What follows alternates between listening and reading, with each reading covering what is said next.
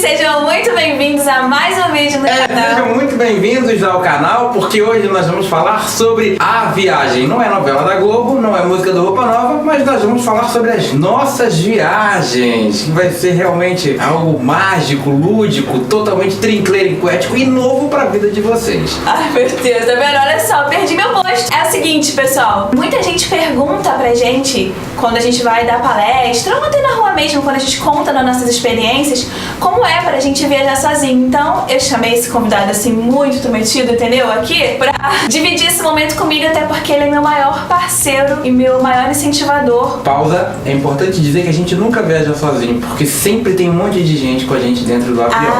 Então, assim, a gente tá aqui pra esclarecer um pouquinho isso. E pra dizer que, assim, primeira coisa que eu vou falar pra vocês... A gente não tá sozinho. Essa você já falou, desculpa. A segunda coisa que eu vou falar pra vocês é: a gente não precisa mais da permissão dos nossos pais pra fazer esse tipo de situação. Nós somos casados, adultos, trabalhamos, temos nosso próprio dinheiro. Por quê? Muita gente pergunta, mas como é que sua mãe deixou você fazer isso? Sua mãe é doida. Então a gente separou aqui algumas perguntas que as pessoas mais fazem pra gente na rua. Como é que a gente faz pra viajar sozinho? Como é que a gente pensa no roteiro, na viagem? Como a gente compra passagem? Primeira coisa, claro, escolher o destino. Se a gente tem critério, depende. Se a gente tiver com pouco dinheiro, critério é mais barato. Igual a Pararuana. Se a gente tiver com condição melhor, no momento a gente vai... Aí o critério é outro. Então, na verdade, vai depender da situação. Mas, geralmente, a gente pensa num destino juntos e alguma coisa que agrade a mim, a ele, né? E aí a gente começa a pesquisar passagem. Aí que a gente esbarra no primeiro problema, que é a compra da passagem. As companhias aéreas realmente esquecem que os cegos existem, ou elas realmente não querem que os cegos viajem, porque elas definitivamente não colocam os seus sites acessíveis. Eu não vou dizer que são todas, porque eu nunca comprei em todas as companhias do mundo, mas a maioria não tem os seus sites acessíveis, infelizmente. Então o que a gente faz? A gente pede ajuda para um amigo, para família, é assim que a gente acaba comprando, né, com a ajuda das pessoas. Passagens compradas. A primeira coisa que a gente faz é estudar o lugar, ver o bairro que a gente quer ficar. Geralmente a gente escolhe bairros centrais, bairros que tenham transporte público próximo. Depois que a gente fez isso, a gente vai e reserva um hotel. Geralmente a gente fica em hostel com um quarto privativo. Só que como a gente é cego e a gente sabe que a gente fica um pouco mais vulnerável, a gente prefere ficar em hostel pra gente poder aproveitar o ambiente de hostel, que é bem mais informal, que é maravilhoso, é muito legal e divertido e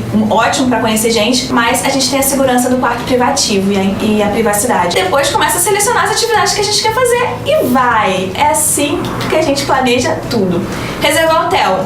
A gente consegue fazer tudo pelo Booking, que graças a Deus esse sim acha que os cegos viajam e o site é acessível, a gente consegue fazer tudo. Esse a gente consegue ter autonomia pra comprar. Chegando lá, a gente vai, chega, se for de ônibus, e chega na rodoviária e vai pedindo ajuda, assim como é dentro da própria cidade onde a gente mora. E as pessoas ajudam mesmo. Ajudam muito. Graças a Deus, então a gente nunca teve problema com isso. É verdade. Falando sobre essa coisa de ajudar, aqui as pessoas perguntaram, né, pra mim já várias vezes, qual foi a primeira viagem de vocês? Pra Penedo. Bela Penedo. Penedo, foi verdade. Então, nessa viagem, a gente nunca tinha viajado sozinho. A gente já tinha feito viagem, mas assim, pra casa de parente. A gente nunca tinha ido pra lugares onde a gente não conhecia ninguém. Então essa foi a nossa primeira viagem sozinha, a minha primeira viagem cega, assim, sendo cega sozinha com ele, que também é cego. E a gente ficou com um pouquinho de medo no início, mas a gente falou, não vai ter como dar errado. Eles falam a nossa língua. Eles falam a nossa língua, a gente vai chegar lá pra pedir ajuda. E dito e feito, a gente já chegou na rodoviária e fez uma amizade. Olha que legal. A gente chegou, conheceu uma moça que tava pegando o mesmo ônibus que a gente, começou a conversar, uma moradora de Penedo, que ficou nossa amiga e é ainda até hoje, né, depois de vários anos. E chegou lá, ela quis ser a nossa guia. Ela levou a gente em lugares muito legais, apresentou com uma comida maravilhosa. E Penedo tem a fama de ser cara, né, bem cara pra comer. A gente comeu super barato, a gente era, tipo, eu era bolsista, ganhava pouco, então pra mim, né, pagar barato era o que era o primordial. Então foi muito legal pra gente essa primeira viagem, e a experiência foi ótima. A próxima pergunta: tem alguma viagem que deu errado pra gente? Tem, né, amor? Sempre tem, cara, sempre tem. Mas a gente conta? Conta. Então tá bom. Eu acho, na minha cabeça foi a de Petrópolis, pra você também. Exatamente, a gente ficou na engorda, né? Porque choveu o tempo todo, a gente não conseguiu fazer nada, a pousada ficava entre o nada e o coisa nenhuma. Muito possivelmente foi ali que Deus falou para poder começar a criação do mundo, porque no início a terra ela se informa e vazia e existia aquela pousada, né? E Deus começou a criar dali tudo.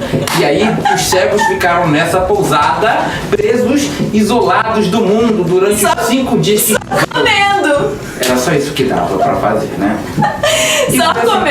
Só comendo. Gente, mas o problema foi exatamente isso. A pousada era boa, só que a gente não tem carro. Na época não tinha Uber. O táxi era um absurdo de caro. A gente tava se preparando pra casar. Então realmente não foi um passeio legal. A gente achou que ia curtir muito. Foi caro e a gente não aproveitou praticamente nada. Próxima pergunta. Qual a viagem que a gente mais gostou? Pra mim, foi Buenos Aires. Exatamente, a que eu mais gostei.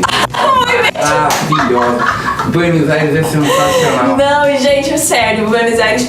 Sabe por que pra mim foi a viagem que eu mais gostei? Porque eu fui com muito preconceito. Assim, todo mundo fala, Buenos Aires é muito sem graça, você não vai gostar. Vocês vão ser roubados, os argentinos são todos desgraçados.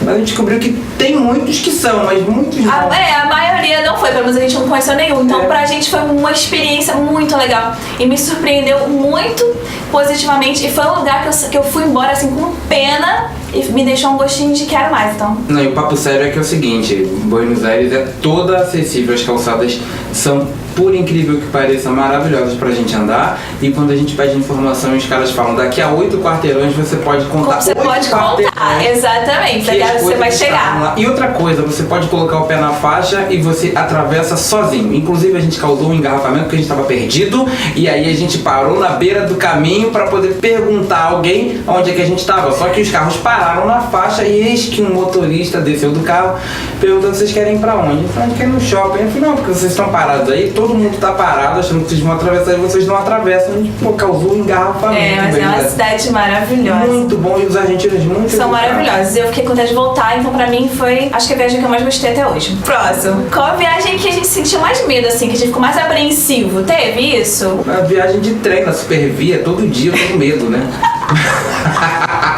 Não, mentira. A viagem que eu tive um pouco de medo foi pro Chile, né? O Chile pra mim também foi assim, porque o que aconteceu? Quando eu fui pra Argentina, eu já falava espanhol fluente. E aí o que aconteceu? No Chile já não falava nada. Foi a minha primeira viagem internacional, talvez seja por isso que eu tenha ficado muito apreensiva. E depois a gente foi pra Valparaíso, foi uma viagem maravilhosa, mas assim, no início eu fiquei com muito medo. Gente, eu fiquei muda. Eu falo pra caraca, e eu fiquei muda, eu não conseguia falar, era horrível, porque eu tava travada, não saía nada. Apesar do medo que eu fiquei no início e de ter vários micos pra contar, que não vai dar pra contar nesse vídeo, mas se vocês quiserem eu faço um vídeo só contando os micos das minhas viagens pra vocês. Qual é o maior desafio quando a gente vai viajar sozinho? Cara, o primeiro desafio já é comprar passagem. Mas o maior, eu não sei, acho que quando a língua não é uma língua que a gente tem intimidade, que só aconteceu uma vez, né? Então, acho que é isso. Aí o maior desafio pra mim é convencer as pessoas que a gente é capaz. Por exemplo, tem um precipício de neve na sua frente, você cego, nunca esquiou e fala, não, eu sou capaz de esquiar, me dá aí a prancha que eu vou esquiar. Não é prancha? É prancha não? O quê? Não, aquele negócio que pisou. É o esqui. Entendeu? Então aí é isso. Então você tem que convencer as pessoas o tempo todo. Porque, por exemplo, se uma pessoa que enxerga quiser pegar e se precipitar e estabacar lá embaixo, dane-se você que enxerga. Agora o cego não. O cego é de vidro. Entendeu? Então isso é que é o problema. O maior Mas eu acho que esse convencimento a gente tem que quase todo dia na nossa vida. É um desafio? É um desafio, mas você sente vontade de matar esses seres humaninhos? Às vezes sim, sinto vontade de matar com requintes de crueldade ainda. Aí quando você chega no museu, tá todo mundo entrando no museu e o cara vira pra você e fala, não, você não. Por quê? Porque não tem guia. Como assim não tem guia? Então eu não posso ir no museu? Não, hoje não, só às terças. Pô, mas hoje é quinta, tem que esperar até terça. É só terça, entendeu? Então... Pra mim o problema, assim, o maior desafio é, brincadeira, assim, falando sério, comprar passagem é um desafio, mas da viagem em si, é lidar com a frustração de não conseguir fazer alguma coisa que é muito legal e que todo mundo faz, mas que eu não consigo fazer por ser cego ou porque alguém não deixa, porque acha que eu não tenho capacidade. Não, acho que isso é complicado. Você vai no museu, tá todo mundo olhando, ai que lindo! Aí você não pode pôr a mão porque ninguém pode pôr a mão, entendeu? Aí essa frustração, lidar com essa frustração, eu acho um pouquinho complicado. De você almejar e sonhar em conhecer um lugar e chegar lá e você não poder curtir na totalidade. Mas vamos falar uma coisa, que quando as pessoas elas se abrem a oportunidade de deixar a gente tocar, pra elas também uma experiência ímpar. Elas estão se dando a oportunidade de ver aquilo que a gente tá vendo de acordo com a nossa ótica. Acho que aí cabe um pouco de sensibilidade da pessoa, né? De empatia, de entender a limitação mesmo. De ó, que você não pode ver, você só pode ver como? Com a mão. Então, pô, vamos botar a mão. A próxima pergunta. Qual é a diferença de viajar nós dois sozinhos e com alguém que enxerga? Sobre viajar com alguém que enxerga, eu acho que é muito bom, porque você ganha na praticidade, você consegue fazer, às vezes, mais coisas em menos tempo, porque você tá com alguém que enxerga pra poder te guiar, alguém pra dirigir com você, né? Como já aconteceu com a gente, da gente encontrar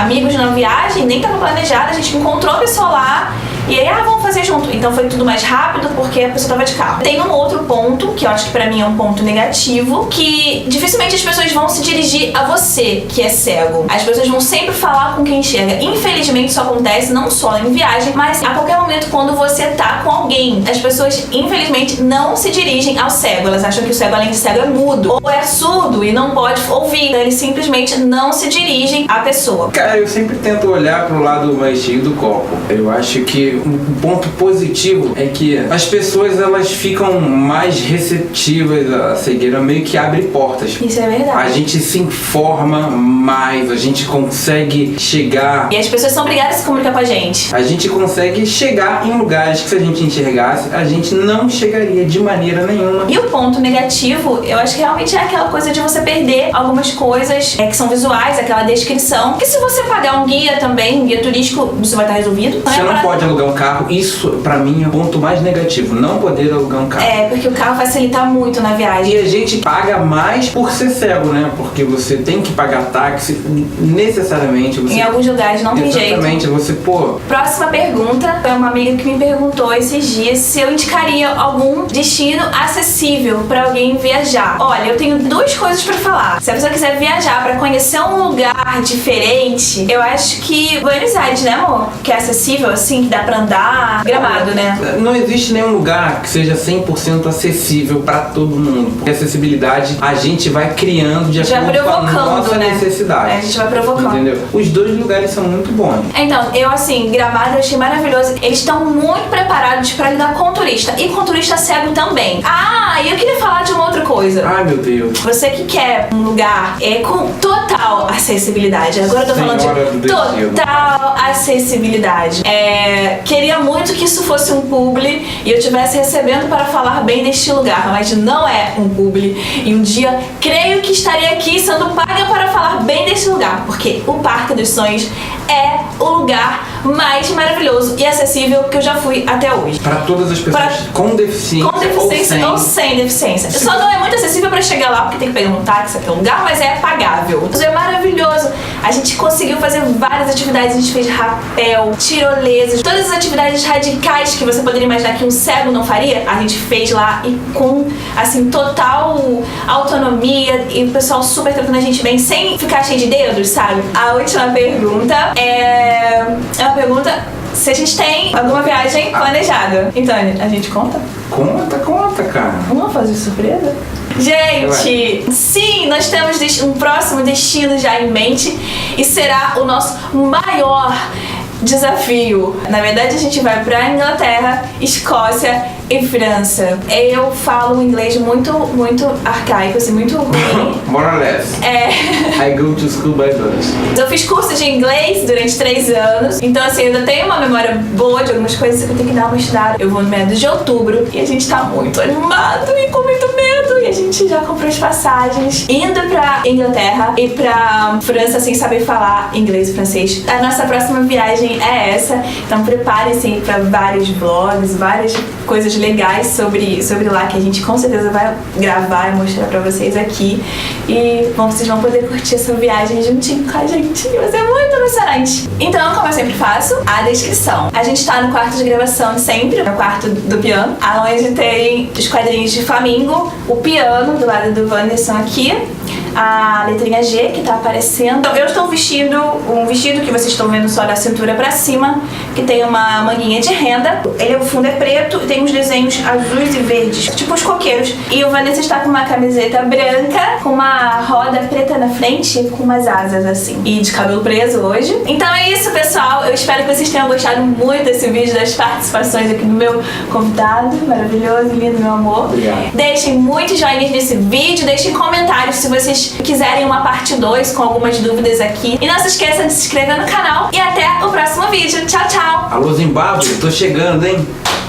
A gente tá no quarto de gravação de sempre, né? Onde tem os quadrinhos de Flamingo, piano do lado do Wanderson, com a letra G.